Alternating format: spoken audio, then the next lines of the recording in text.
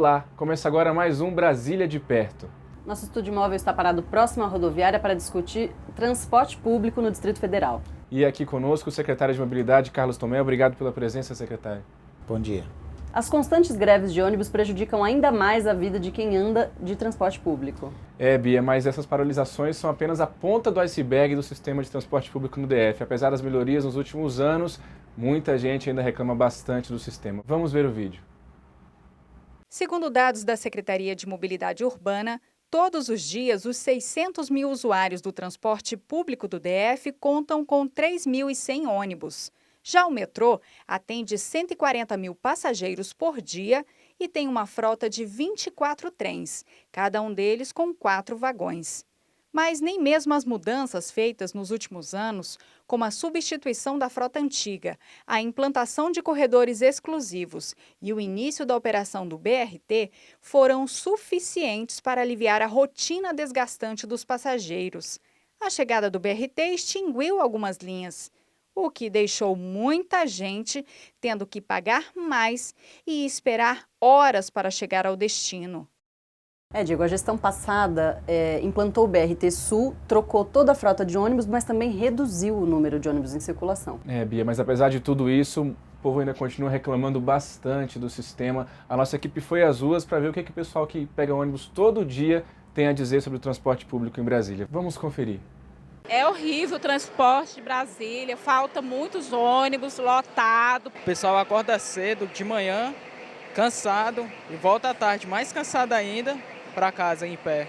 A gente anda igual porco, pendurado. A gente tem vezes que passa 1 hora, 2 horas esperando um ônibus e quando vem, sai da garagem, não avisa nada. Demora, vai cheio. Eles não gostam de parar para os velhos, porque eles não vão ficar velhos um dia. Passa mais tempo aqui do que em casa, porque para vir demora, para ir demora. Entra governo, sai governo, a mesma coisa. E a gente fica à mercê deles aí, precisa trabalhar. O BRT de manhã são as filas enormes, né? A gente vai para a estação, chega lá, não tem organização, entendeu? Eu moro na Santa Maria, eu demoro 1h30 para chegar no Gama e aqui no Pano eu demoro 40 minutos.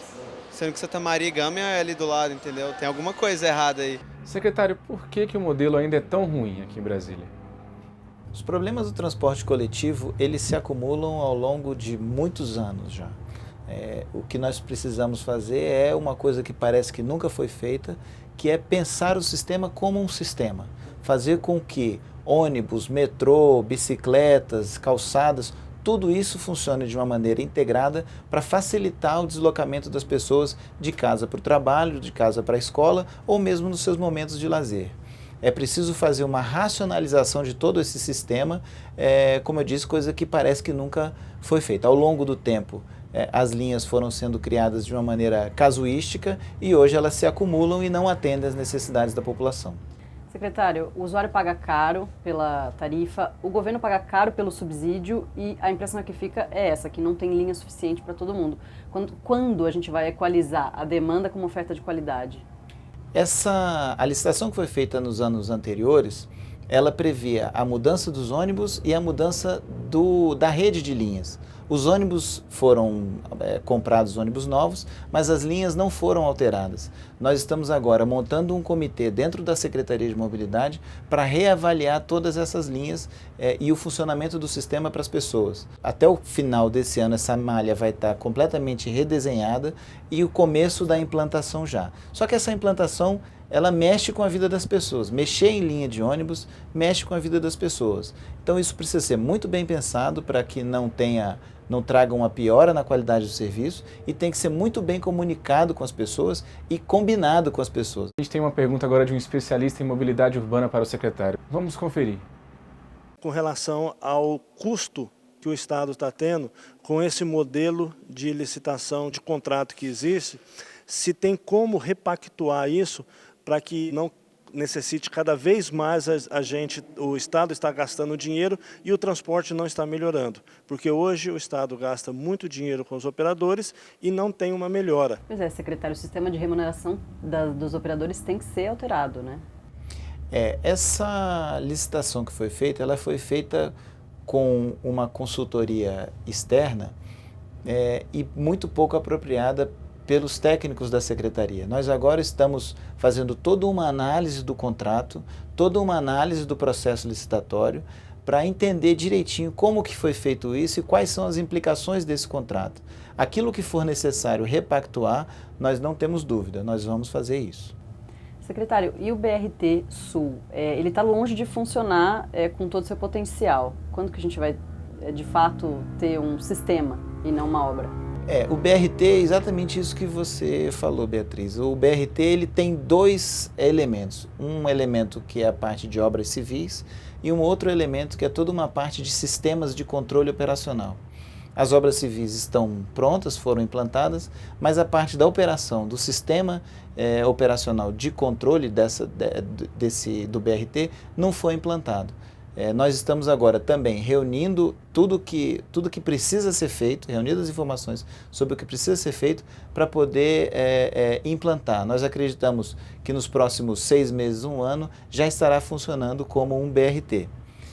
O BRT, ele hoje, esse Expresso DF Sul, ele funciona hoje como mais uma linha de ônibus. E não é para isso que um BRT é pensado. Ele é pensado para funcionar quase como um metrô, com a capacidade de carga muito mais alta que o ônibus, ainda mais baixa que a do metrô, mas muito mais alta que uma capacidade de carga do ônibus, funcionando como um eixo de transporte de massa. E não é isso que a gente tem aqui. Secretário, a integração das linhas é outra promessa que ainda não saiu do papel. E quem pega ônibus e um metrô, 2 ônibus por dia, essa pessoa quer chegar ao seu destino mais rápido e pagar mais barato por isso. Vamos ver um exemplo? Regina sai de Sobradinho às 5h40 da manhã. Pega o primeiro ônibus na BR-020 em direção à rodoviária do Plano Piloto. Lá, ela pega o segundo ônibus para chegar ao trabalho, que fica no final do Lago Sul. De casa até o Lago Sul, são 2 horas de viagem na ida e mais 2 horas na volta para casa. Ou seja, são 4 horas por dia dentro do transporte público e R$ 12 a menos no bolso. Na verdade, é muito dinheiro e transporte, né, para ficar bom mesmo, não tem. Se fosse menos tempo, eu daria para me dormir até um pouquinho mais pela manhã, né? Daria para fazer muita coisa. Quando que a gente vai ser possível implantar o bilhete único e ela parar de pagar R$ 12? O bilhete único, no ponto de vista operacional, de fazer com que isso funcione para o dia a dia das pessoas, não é tecnicamente complicado, mas é preciso reformular a malha de linhas para deixar essa integração mais inteligente e adaptar o modelo de remuneração das empresas para que isso fique bom para o usuário, não onere demais as empresas e fique também barato do ponto de vista de subsídio governamental. Então, essa equação toda é que é um pouco mais complicada de fazer, mas nós entendemos e acreditamos que o bilhete único pode ser implantado até o final do ano que vem. Até o final, então, de 2016. De 2016. Secretário, por hora, nem o governo nem a população têm acesso às informações das linhas em tempo real. Quando é que isso vai acontecer, como já ocorre em outras cidades? Isso é um elemento central da atratividade do transporte coletivo. Essa informação, é necessário que as pessoas saibam quando o ônibus vai passar, quanto tempo vai demorar a viagem e tudo mais. A gente está chamando isso de revolução da informação. É preciso fazer uma revolução na informação do transporte coletivo do Distrito Federal. Mas para vocês terem uma ideia, ninguém tinha a informação consolidada de quais eram as linhas e quais eram os horários dessas linhas no sistema de ônibus. Você tinha no DFTrans uma informação, com as empresas operadoras outra informação, com a fiscalização outra informação. Só agora nós conseguimos fazer a unificação dessa informação e ter a certeza de que aquelas linhas que estão cadastradas e aqueles horários são os que correspondem à prática no mundo real. Com base nessa informação consolidada e validada, a gente vai poder, muito rapidamente, informar os usuários de quais são daquelas informações mais necessárias para a utilização, com previsibilidade, com confiabilidade e com a certeza de que o transporte é eficiente, que vai o ônibus pelo menos passar na hora. Para quando isso, secretário? Imediatamente. Nos próximos 2 meses nós vamos conseguir completar isso. Secretário, a estrutura institucional da mobilidade está um pouco ultrapassada. Quando que a gente vai ter uma modernização dessa estrutura? O DFTrans, afinal, vai ser extinto? Nesse momento estão sendo feitos os estudos preliminares para poder chegar numa proposta inicial de qual seria o melhor modelo. Porque nós não podemos correr o risco de mudar o modelo institucional, o arranjo institucional, e isso não corresponder às necessidades. E isso é uma ação que pode perdurar muito no tempo. E muita gente participa com a gente também pelas redes sociais. Vamos ver aqui, a Aline e o Dias Alves postaram no Facebook do Fato Online que faltam linhas suficientes para atender a demanda de toda a população. E o Dias Alves ressalta, inclusive, que os horários dessas linhas poderiam seguir um padrão. Passa pela racionalização das linhas, para que as linhas atinjam mais regiões do Distrito Federal com mais frequência, e a disponibilização da informação por meio de um aplicativo, ou de um software ou de um site. Secretário, muito obrigada pela presença. Eu que agradeço. Obrigado, secretário. Obrigado, Bia. Obrigado a você que nos acompanhou. O Brasília de Perto fica por aqui. Você pode continuar nos acompanhando pelas redes sociais do Fato Online. Tchau.